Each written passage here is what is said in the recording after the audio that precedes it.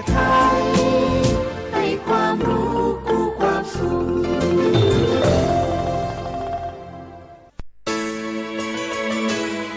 สถานีวิทยุกระจายเสียงแห่งประเทศไทยจังหวัดเชียงใหม่ AM 1476 กิโลเฮิรตซ์สถานีวิทยุภาคภาษาชาติพันธุ์แห่งเดียวในประเทศไทยที่มีความทันสมัยเชื่อถือได้สร้างอัตลักษณ์กลุ่มชาติพันธุ์สู่สากล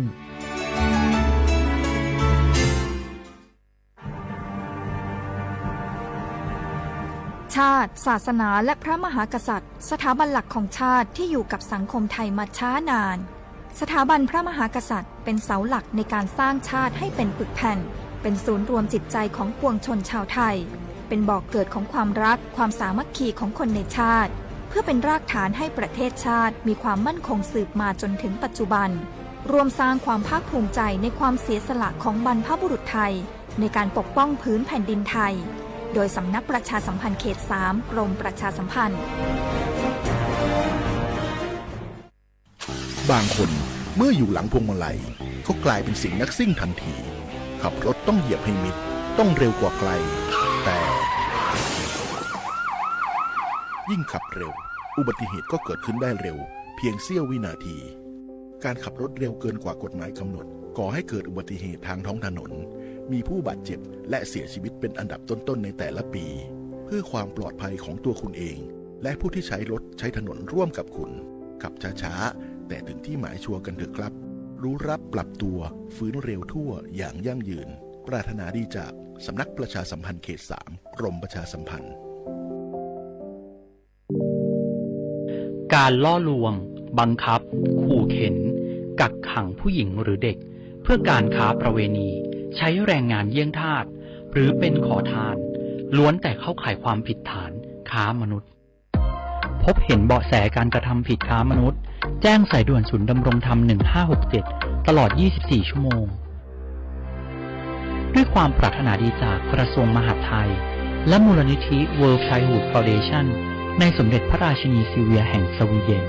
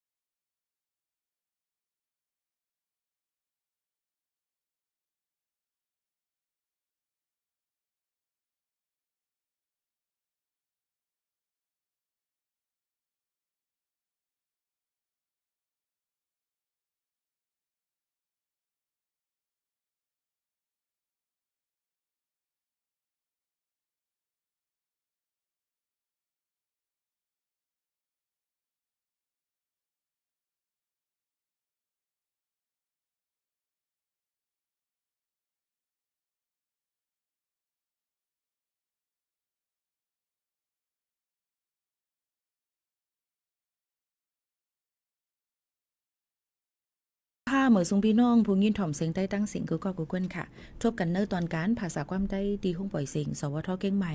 AM 147เท่าเกลเฮิร์สค่ะเมื่อในข้อค้าพบชบจ้อมกันถึงมาในวันจันทร์ที่4เดือน11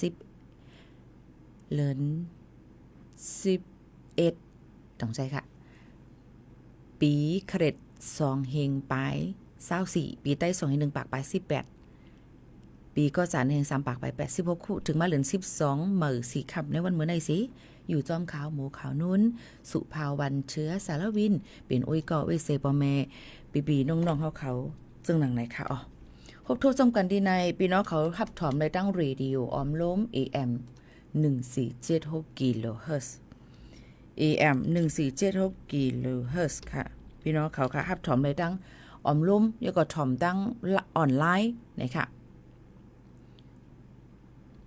ขับถอมจอมกันดีแฟนเพจ Facebook สวทเก่งใหม่ AM 1476กิโลเฮิรตซ์นั่นแหละค่ะพี่น้องเขาค่ะอยู่เป็นอ้อยก็อ้อยเสียจอมกันดีในเพราะพี่น้องเขายันเพียงความมาแคนดอเตรียมมาปั่นจือกลห้องความมันจอมยันบ่ว่ายิ่งบ่เขาโน้นอำฮู้ว่าความอันพี่น้องเขาย้อนมาเป็นความเผอซึ่งไหนไงค่ะเนาะพี่น้องเขาค่ะก็ค่ะพี่น้องเขาบ่ย้อนจือความมาหลายๆก็หามหันมันก็ล่อนจือกลห้องมาหลายๆหันป้าจือความก็อำฮู้เหมือนกันค่ะเนาะย้อนปานนั้นพี่น้องเขาก็เปิดปันให้ยิ่งบ่เขาโน้นหลัดปันยิ่งบ่เขาโน้นให้เลยฮู้อีกว่านึงว่าเป็นความเผอจำเจอในคานอยก็จือเมื่อไกย้อนมาคัดเจอเป็นอย่างก็คัดเจอเป็นก้นดีนะคะเป็นผักห้องค่ะอันนี้ไปย้ำยินค่ะเนาะอันนี้แค่ดอลัดมาเดินจือเตรียมมาปั่นจือก้นห้องมันอีกอ่อนนึงเลยค่ะพี่น้องเขาค่ะผมจุ๊บพักตอนพี่น้องขอถ่อมตั้งแฟนเพจ Facebook จอมค่ะคุณวุฒิค่ะเยี่ยวก็คุณปานอดนะคะเนาะอันนี้ต้องตักกันเข้ามายินจมขอบใจตีๆวาๆนะคะอ๋อมาด้วยข่าวเงาฟิงฟ้าราศีกันอีกอ่อนนึงค่ะพี่น้องเขาค่ะเนยย้ำพองตาเหลียวนั่นนะคะเนาะตั้งเก้งใหม่ในอัมมีฝนค่ะนะมีฝนเอาในค่ะในวันเมื่อในนั่นในค่ะเนาะก็กะมื้อวานฝนตกลงมาอิดออดอยู่ค่ะนะบางพื้นที่เมืองดังรอยอินทนนท์จะไหนนำฝนตกมาอยู่ค่ะก็กะฝนที่กำนั่นค่ะนะเนาะก็บนนั้นก็กะมื้อในได้มีฝนค่ะลมกัดลมเย็นก็พออยู่ต้อมดอยอินทนนท์ที่มีหมอก10องศาเซลเซียสค่ะเดกะแอลเลก็หรืออะไรวางแผนกันไว้ใส่เสื้ออุ่นเสื้อหนามุงตินหมากโคอุ่นจะไหนค่ะเนาะให้ติมทนนั่นขนาดเนาะอันนี้ก็มาฝากตอนถึงพี่น้องเขาเจ้าหนังไหนค่ะเดี๋ยวก็ร่วมกันร่วมเย็นที่เข้ามาตั้งปอถองจึงไทยในรวมตัวถึงป้ายอยู่หลีกันจอมยนต์บัวมันเปลี่ยนไปแหลกลายกว่าเขากว่าดีกัดจังหนังไหนค่ะเนาะเดี๋ยวก็ให้พี่น้องเขานั่นหนังหือปฏิอำเป็นตั้งเป็นรอกะกูสำแสนเปิงในค่ะพี่น้องเขาก็ข้าเจอเอามาฝากตอนถึงพ่อแม่พี่น้องเขาเจ้าหนังไหนค่ะเอาพี่น้องเขาค่ะมาด้วยเทียงเลยค่ะพี่น้องเขาค่ะตั้งยังเต็มมีเทียงตั้งปอของจึงไทยได้อำป้อมีฝนเสตาเนี่ยค่ะก็ตีสร้างให้ได้17วันตีลมกัดลมเย็นนั่นค่ะเนาะพี่น้องเขาค่ะนำเตอมาหรือเสเก่าเทียงในนั่นค่ะพี่น้องเขายันเปิ้นนั้นแหละพี่น้องเขาก็ถูกดีฟังบางทีก็ตีมีฝนตกลงมาอยู่ค่ะนะก็เปิ้นนั้นตั้งปอของจึงไทยในได้ก็ลดยอมลงมา 1-2 องศาเซลเซียสก็ได้มีลมกัดลมเย็นที่มีที่18-22 องศาเซลเซียสในค่ะเนาะพี่น้องเขาค่ะเดี๋ยวก็ป้อเป็นดังภาคตะวันออกเฉียงเหนือในค่ะเนาะก็ได้มีฝนอิดออดในค่ะเนาะภาคกลางในค่ะภาคกลางก็ได้มีลมกระดมเย็นมาอิดอ่อนนึงจังหนังในค่ะเนาะไปอยู่จ้อมนำปางหลายจะในหลูเลยฟังกันไว้ค่ะจังมีฝนตกลงมาเหมือนกันลองตั้งอันนี้ก็ค่ะเจอเอามาฝากไว้ปันพ่อแม่พี่น้องเขาค่ะมาด้วยเทียงในค่ะพี่น้องเขาย่ำพองแต่เหลวนั่นกาขันค่ำก็คืนมาเทียงเย้าในค่ะเนาะกาขันค่ำตั้งเมืองจึงไทยก็อ่ำนี้หม่ำเศร้าเยอะก็หลายๆองตีเฮ็ดเธอตีเลยว่าคำในหนึ่งเก็บใน 40,000 ปลายเอาค่ะเนาะพี่น้องเขาขึ้นมาอยู่ติ๊กๆกันในค่ะเนาะแต่เหลวในก็ติเป็นเพราะเป็นคำอย่างที่ขายอยู่ที่4 1เก็บน่าจะเป็นอยู่ 43,000 เฮง 43,000 เฮง 900 วัตต์ในค่ะเนาะเพราะเป็นคำเหมือนดังสายคอ5จอบเวียน5จำเจ้าในค่ะเนาะก็จะเป็น 44,400 วัตต์อำไปป้ากาแต่เหลียวย่อมมากลางในเจ้าในย่อมมา200 วัตต์แล้วค่ะนะอำไปป้ากากำเนิดอำกาไล่กาหังจะไหนไปมีเนี่ยค่ะเนาะก็กาขึ้นลงก่อนใน1วันนี้มีอยู่ 2-3 ปอกพี่น้องเขาก็โดยเช็คด้วยกาคันคำนั่นด้วยหลีในนั่นค่ะพี่น้องเขาเนี่ยก็เป็นกาคันคำค่ะมาฝากตอนตัวถึงกันค่ะจอมพ่องหลงตั้งเมืองจึงไทยหมอกลาดถึงว่าตีเอาเตะเกี่ยวกับไปลองปัญหายาเมากำเนี่ยค่ะ ดัง10เจดอนโฮมปาดังเก้งใหม่หนังหือบ่ได้เป็นเจดอนอันที่ลดย่อมลองยาเมากำนะคะลดย่อมไฮไลท์ถึงหูปากมัน 90% อ่อนตังเหลือน4เหลือน5อันจำติถึงในค่ะเมื่อวันที่1เดือน11 2เฮงปลาย24นั่นที่วัดบ้านเควากทุ่งตำบลเควาทุ่งค่ะดังอำเภอทวัดบุรีเจตอน101ค่ะนางสาวเพชรทองทานชินวัตรจอมพ่องหลวงดังเมืองจึงไทยเป็นโหเป่าการเปิดลองตาดีแกลิดปัญหายาเมากำในพื้นที่จังเจตอน101นะคะ1ใน25เจตอนในพื้นที่ที่เฮ็ดเจตอนอันเป็นสีขาวปัดปื้นดังเมืองจึงไทยก็ได้มีนายภูมิธรรมนะคะวิเศษชัยนะคะแกมผู้ก้อนแกมจอมพ่องหลวงและกระทรวงกลาโหมค่ะเนาะยก็ได้มีแทงหลายๆฝ่ายโฮมห้อมกันนั่นสิในนั่นค่ะอุบกุมปางกุมกันนั่นค่ะลัดถึงเกี่ยวกับไปลองตาดีแกลิดปัญหาลองยาเมากำนั่นและปันลองลำลองหนังหือบ่ได้อำติดจับลองยาเมากำนั่นเนี่ยค่ะก็เปิ้นนั่นแหละติคัดเจอเพียวมวยแปดลองยาเมากำนะคะเนาะหลายๆตีตั้งเจตวัน10เจตวันก็ได้มีตั้งปอดของจึงไทยก็ได้มีเก้งใหม่ค่ะดังพอดภาคเหนือในขณะเก้งภาคปอดของจึงไทยเนี่ยได้เป็นดังเจดอนเก้งใหม่ภาคกลางก็ได้มีอุทัยธานีปทุมธานีประจวบคีรีขันธ์นะคะย่อก็ว่าเป็นภาคตะวันออกเฉียงเหนือก็ได้เป็นสกลนครนครพนมนะคะย่อก็ภาคตะวันออกได้มีระยองภาคใต้อันนั้นก็ปอดจ้านได้มีนครศรีธรรมราชตรังนราธิวาสในนั้นค่ะหนังฮือปอดได้เพียวปัดเปียดลองยาเมากำและอำติดจับลองลูกดูหลานๆอีกปะดูสุขภาพทั้งหมดทั้งเสียงนั่นในอันนี้ก็เป็นเกี่ยวกับไปลองห่างเฮียนกันตอนตาเดแกลิดปัญหาเกี่ยวกับไปลองยาเมากำในค่ะดัง17ตอนอันนี้หมู่เขานู้นหลาดมานั่นเดี๋ยวก็หนังฮือปอดได้หมดกว่าทั้งเมืองซึ่งไทยนี่นั่นค่ะก็เบิ่นนั่นแหละจ้อมแลนลิ้น5จ้อมสับติเลยเสมาจ้อมแลนลิ้นทั้งเมืองไทยติเลยเสมเจ้าในขณะเปิ้นก็ได้อ่อนกันมีซึกหานเขาไปไว้หนังฮือปอดมีลองก้นก้าลองยาเมากำกลหลักเขาเมืองเขาเจมเจ้าในค่ะเนาะพี่น้องเขาค่ะลองตั้งเจ้าในก็เป็นข่าวเงาเทียง1อันที่เฮาค่ะคัดเจอออกมาฝากตวนทุถึงพ่อแม่ปีๆน้องๆเขาจึงหนังนั้นค่ะก็เบิ่นนั้นแลเนี่ยค่ะเฮาค่ะมาถ่อมด้วยข่าวเงาเนี่ยค่ะ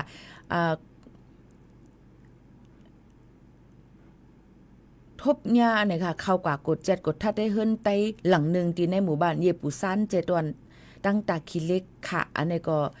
ตียอบเลยยามา4,360,000 เม็ดยาไอแทง2ปัก2กิโลกรัมอีกป้าดังถัดสาร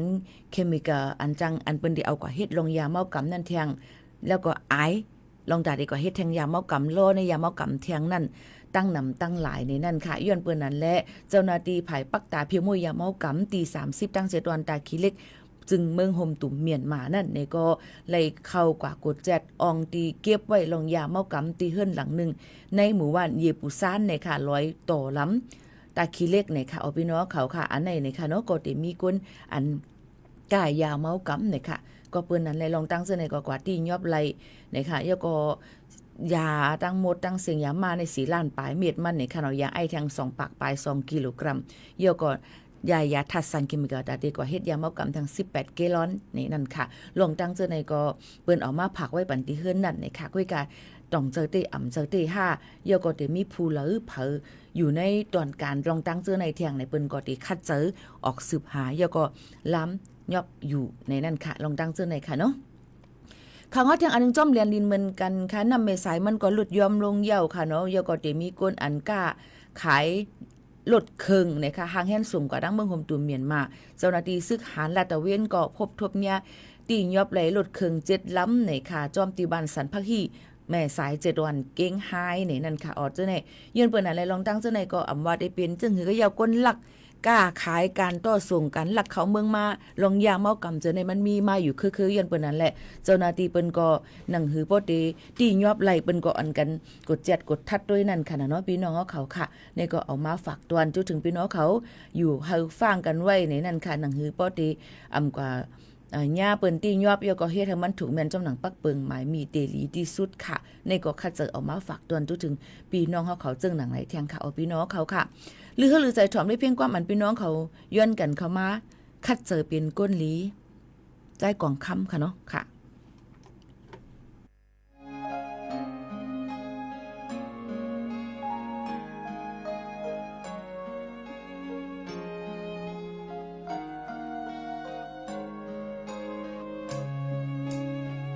เ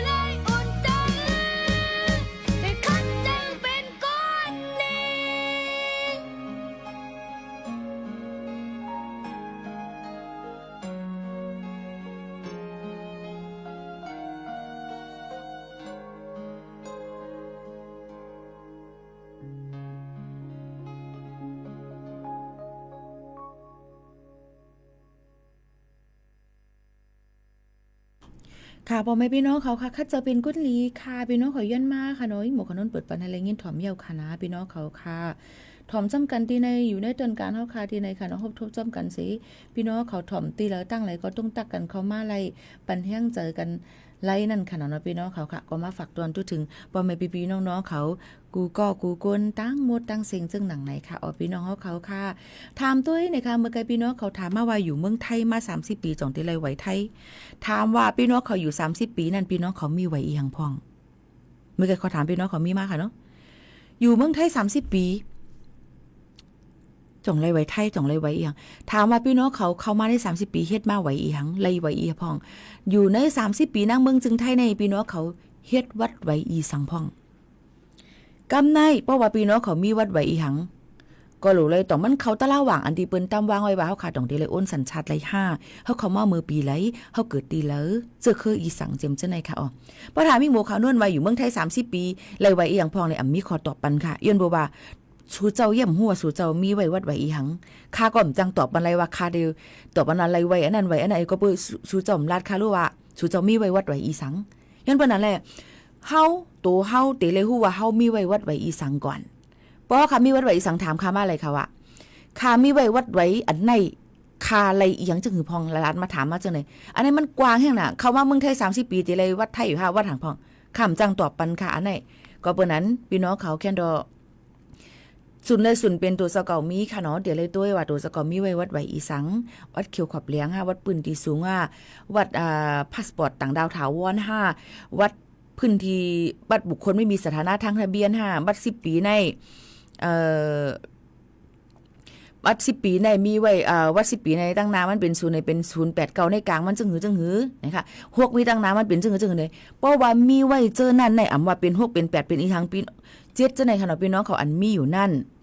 พี่น้องเขาก็ดีเลยด้วยว่าเอาหลักฐานตัวสะกดทั้งหมดทั้งเสียงกว่าทำที่อำเภอที่พี่น้องเขามีไว้วัดไว้นั่นค่ะว่าตีเฮ็ดจึงหือเตเลยวัดไว้อีหยังตัวเจ้าก็เป็นวัดไว้ตีย้อนอีหยังไรพองเลยเพราะถามมีหมู่ขาวนนได้อ่ำจางมีขอตอบปันให้มันเตรียมทนไหล100%ค่ะเนาะย้อนวันนั้นพี่น้องเขาเอาหลักฐานที่ตัวเจ้าก็มีนั่นกว่าต้องถามที่เจ้าหน้าที่อำเภอที่เฮาขายอยู่นั่นเตลีเลยเสเปิ้นได้ปันขอตอบมาถามมาเฮาขายอยู่เฮ็ดไหนลูกเฮาอยู่เฮ็ดไหนเมื่อข้ามาเกิดลูกเฮาคาเป็นไว้จังไหนเมื่อข้าเกิดมาลูกข้าเป็นจังไหน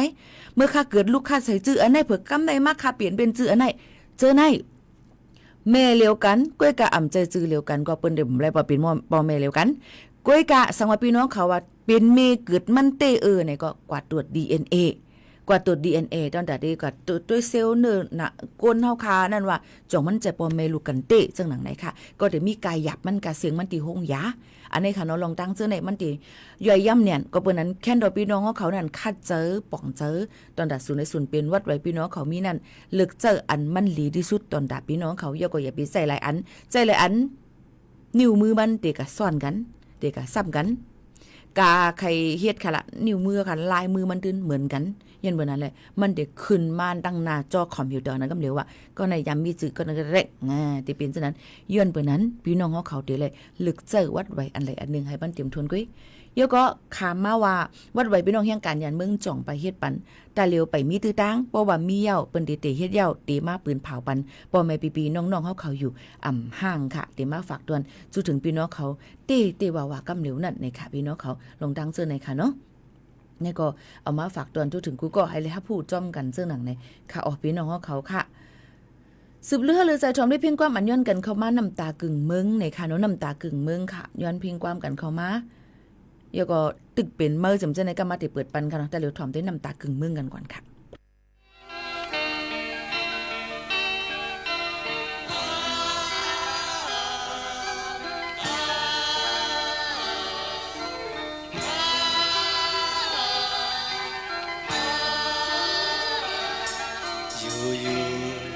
กินเมามือเฮาตึกอ่อนอันโลขี้สังอยู่ห่มเงาป่อแม่ต่อเลี้ยวเฮาหาก็เยอะมาเยอะทุกนี้เอาความแม่ตั้งปออยู่ยาวแดดออกกลางลอยสั่งเมืองแรงใน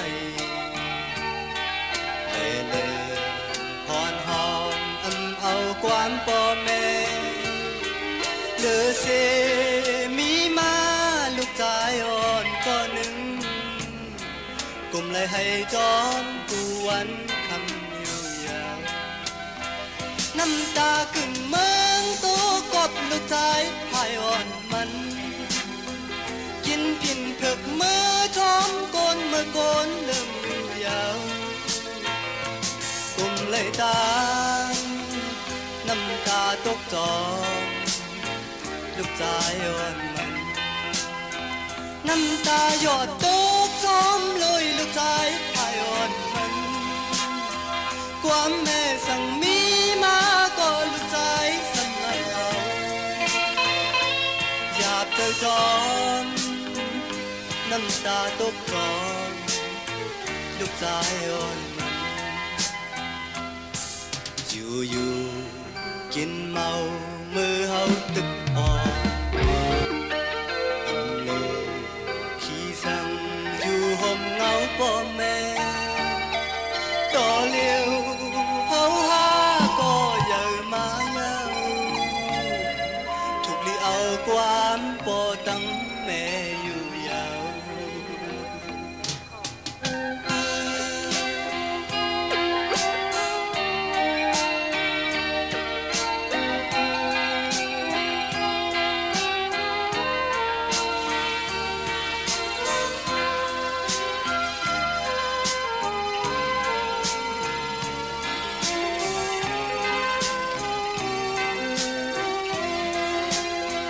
น้ำตากึ่งเมืองตัวกบลูกชายพายอ่อนมันกินพินตึกมือท้อมโกนมือโกนเริ่มอยู่ยาวกุมไหลตาน้ำตาตกจอมลูกชายอ่อนมันน้ำตาหยดตกท้อมลอยลูกชายพายอ่อนมันความแม่สั่งมีมาก็ลูกชายสมังเอาอยากเจอจอมไม่เจอจอมลูกชายอ่อนมันแดดออกกลางลอยสั่งมึงแรงในแล่แล่ฮอนฮอนเอาความพ่อแม่หรือสิมีมาลูกชายอ่อนก็หนึ่งกุมเลยให้จอมกูวันคำอยู่ยาว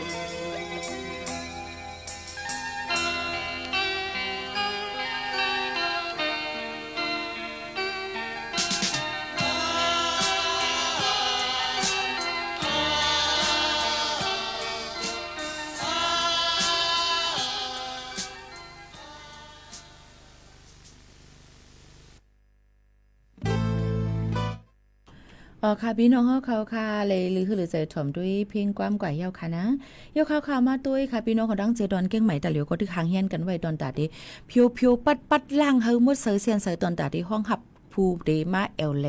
พองข้าวเหลือน12มนเอาบ่น้องว่าประเพณียี่ปิงนี่นั่นค่ะพี่น้องเขาเยอะก็หลายๆลองจ้อมไหนนั่นค่ะเนาะก็เปิ้นอะไรลองตั้งย่ำพองแต่เหลียวนั่นจ้อมแจงสีพุ่มแจงกะตั้มจ้อมคู่เมืองเนี่ยเปิ้นได้มีเสียนตั้งก็ได้เสียนตั้งนี่กว่าหยาบอีกอ่อนนึงโดเลยฟังกันไว้เยอะก็ได้มีเกี่ยวกับไปลองเพียวมดเพียวปัดลองมดใส่เส้นสายไว้น้ำถมเนี่ยก็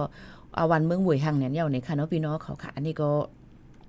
มาฝากตนถึงกันค่ะก็ไม่ลองกินน้องยำมิดอ่อนนึงกาคันไข่ไก่ลวดย่อมลูกมาเนี่ยค่ะเนาะพี่น้อง1ลูกในแซง20 สตางค์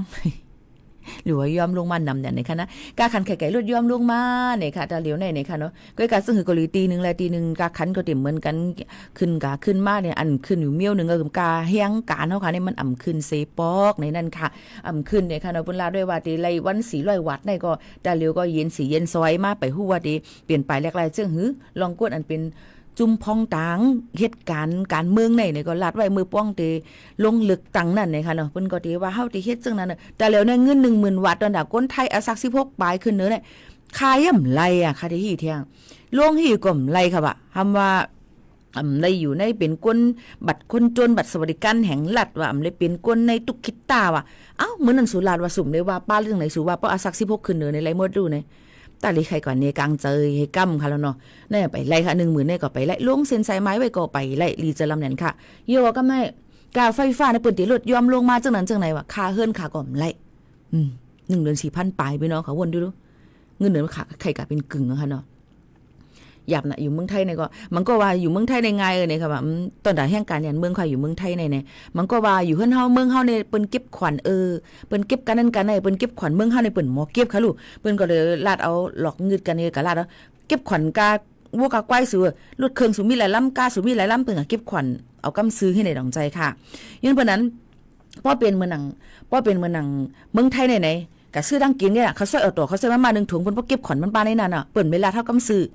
ในเปิ้นมีล็อกไล่ดอนดาได้เก็บขวัญมันนั่นขนาดเนาะเยอะก็เฮาค่ะเป็นแห่งการยันเมืองมาอยู่ดังเมืองไทยไหนๆเฮาค่ะเลยจ่ายบรรกาขวัญมันอยู่ดาสิกายอยู่สร้างอยู่หยิบเนื้อนางลินเมืองเปิ้นนั่นค่ะนะตอนหนังสร้างวีซ่าพาสปอร์ตนี่หยิบนางลินเปิ้นมาเฮาเรื่องเลยได้จ่ายกายหยิบนางลินเมืองเปิ้นเที่ยงจังไหนคะเปิ้นเก็บเอาล็อกไล่ที่ตั้งออมมันเปิ้นไปเก็บกำซื้อว่าเป็นเจอคือไต้เฮาค่ะพี่น้องไต้เฮาได้ก็นั่นมาเก็บขวัญแถวนั้นเขาจะได้ไหนเขาเก็บกำสือคำหมอล็อกไล่ดาที่ให้ตามเมียวนั่นค่ะนะนั่นไม่เป็นจังนั้นยังเป็นอะไรอยู่ที่ไรก็เพราะว่าเฮาข่าวฮู้ปักเปิงเฮาข่าวหมออยู่มันก็เตียงง่ายเพราะว่าเฮาฮู้ก็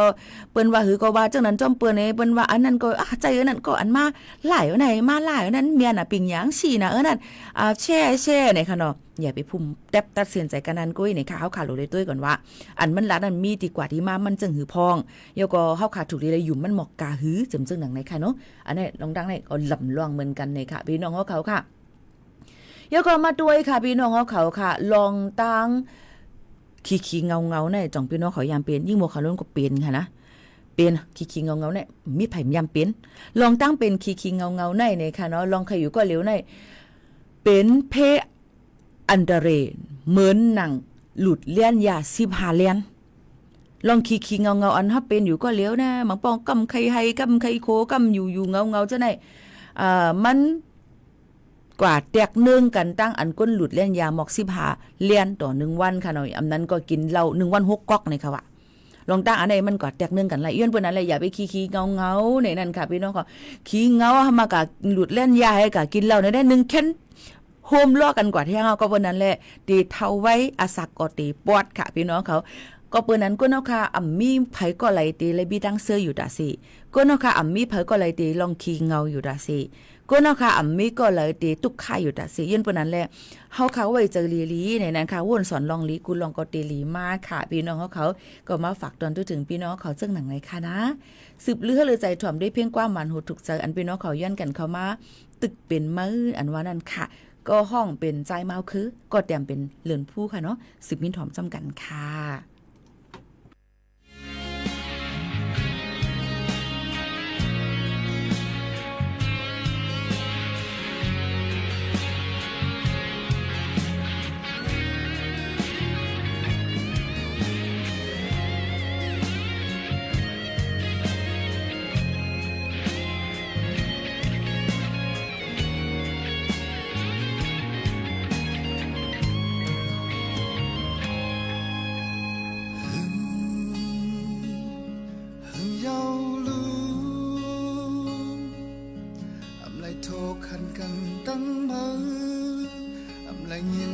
สั่งมือมาพันกูคำคือตึกนอนพันหันขึ้นตึกจอมยกเจอนั้นละเอาไล่คืนกูอยู่ในกอดคืนหักอยู่เหมือนปนมาคืนหันอยู่ตั้งโหดเก่าๆตึกเหมือนเบอร์ว่ากุยหินกับใจก็มองก็ปลายผัดต่อไหลจานจังแล้วหูเจอเก่าในมักใบเป็นไว้ไหมแต่ชอบทำหาเมื่อมีปีแล้วจำหิมมือตั้งหักที่วันเขาไงมันได้ห้องหาสื่อมือ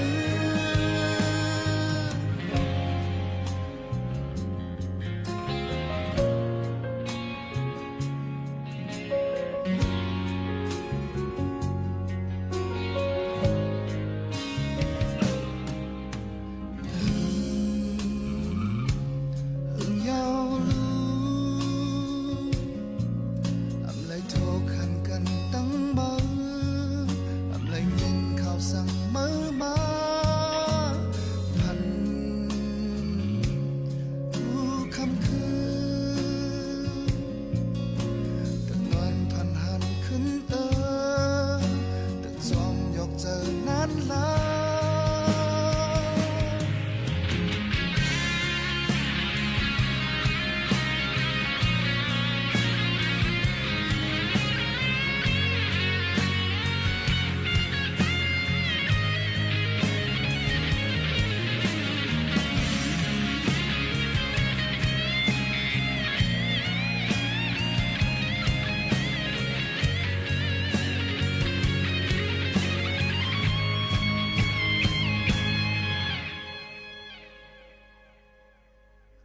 เอาไล่คืนหูอยู่ในก็ตื่นหักอยู่เหมือนปนมาแต่คืนหันอยู่ตั้งหัวเก่าๆดึงมันเบิกว่ากุยกินกับใจของมองก็ปลายผัดต่อทำให้จันจังแล้วหูใจก็มากมายเป็นไว้เมาแต่ชอบทำหาไม่มีที่ไหนเคยจำยิ้มมือตั้งหาตีวันเก่าในแต่ของหาที่ไม่แต่ชอบทำหาไม่มีที่ไหนเคยจำยิ้มมือตั้งหาตีวันเก่าในแต่ห้องหาที่มา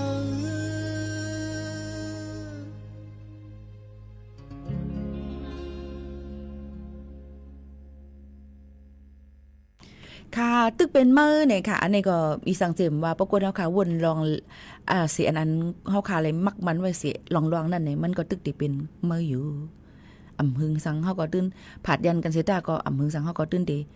ขึ้นไขว่กันอยู่แน่ค่ะพอมันถึกกันมันก็ตื่นเปลี่ยนมาหากันขึ้นติปอกมาหากันขึ้นกุ้ยกับเพราะมันอ่ำเจอเนื้อกูกันเพราะมันใจอีหยังกันเหี่ยวในกาใครหนุ่งจันไว้ค่ะละมันก็ตื้อติผัดเพกันกว่านั่นกุ้ยหรือย่อมหับไฮไหลนั่นเหี่ยวค่ะพี่น้องเขาค่ะ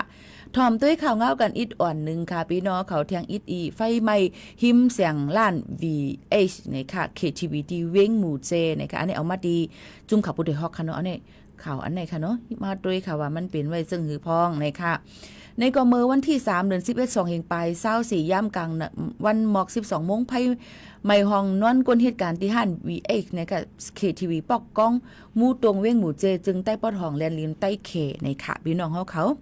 กวนหมู่ใจอายุ40ปลายก็1ลาตีข่าวพูดด้วยฮอกเขานั่นว่าใจข่าวเอาไผไม่ห้องนอนกวนเหตุการณ์ KTV นั่นในห้องนั้นมีไว้น้ำมันถัด4-5ปุ้งเยาก็เตาน้ำอ่อนเจอในแทงแลบเขาได้ขายน้ำมัน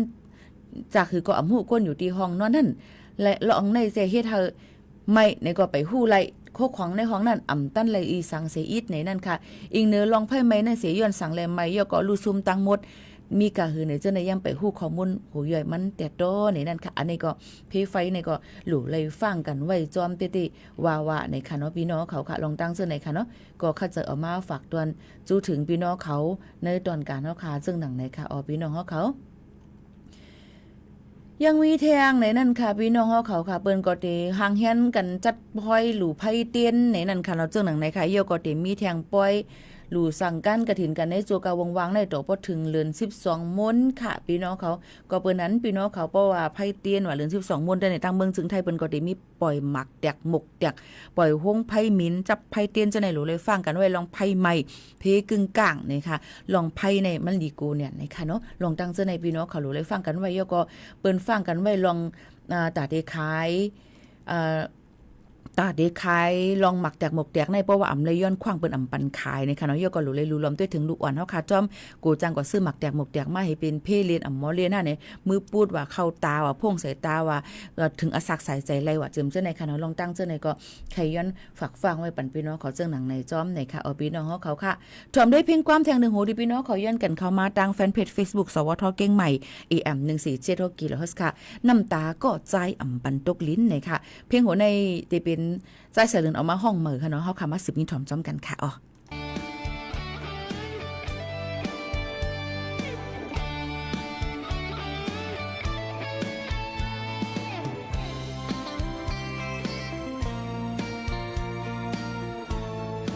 พี่นั้นออกละ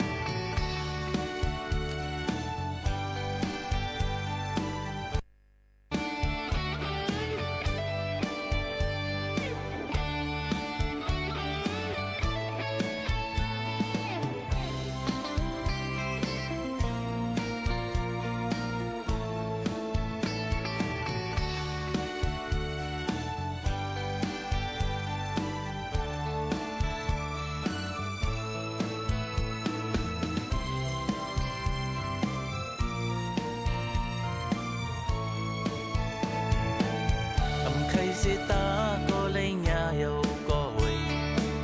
อำมุงมองมาเมื่อที่เปิงกว่าเมื่อไหนกุกเนตแทงก็สัมติมาปองสังเอาใจเมื่อว่ายิ่งอ่อนห่างลี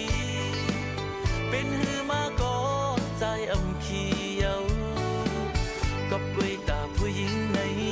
กบกวยตาลองหักในน้ำตาก็ใจอำพันโตลิน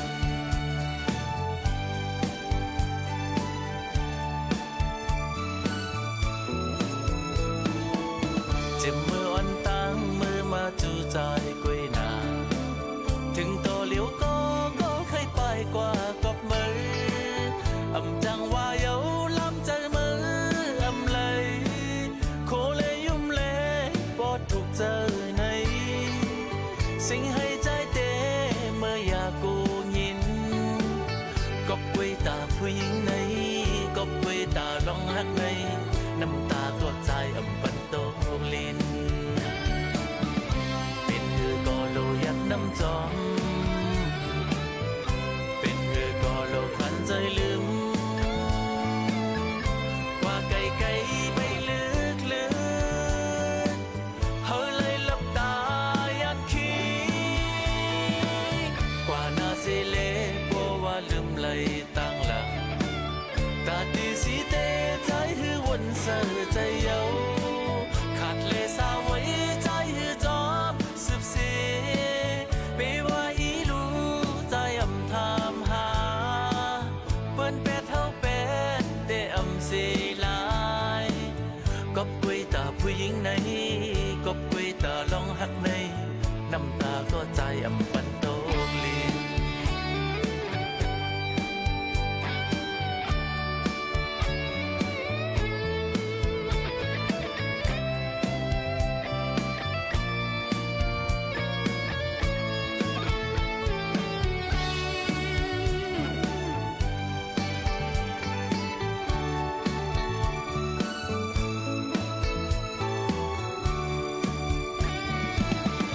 เป็นคือก็โลยัดน้ำจอมเป็นคือก็โลคันใจลืมว่าไกลไกลไปลึกลึกเฮาเลยหลับตายันคิดกว่านาสิเลเพราะว่าลืมไหลตั้งหลังตาตีสีเตใจหือวนเสือใจเยาขาดเลสาไว้ใจหือจอมสืบเสียไปว่าอีลูใจอำทามหา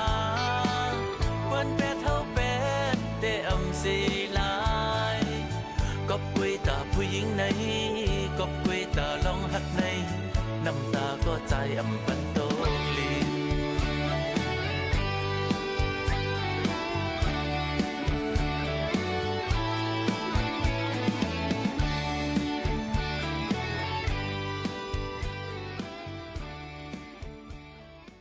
ค่ะยินชมเพลงความกว่าจอมกันค่ะเนาะยก็พี่น้องเขาก็ยังได้ย้อนเพลงความมาเกี่ยวกับไปลองข้าวปีใหม่ไต้ค่ะความเกี่ยวกับเลยลองปีใหม่ไต้ที่ข้าเจอหาปันค่ะนะพี่น้องเขาค่ะลองตั้งอันนี้ก็เป็นการอันนึงเหมือนกันค่ะ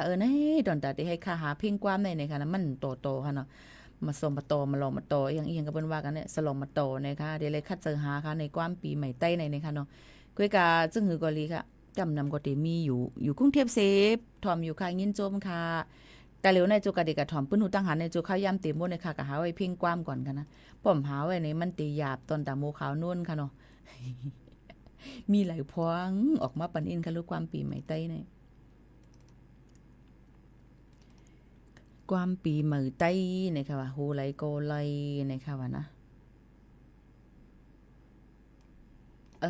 บ่หามาเด้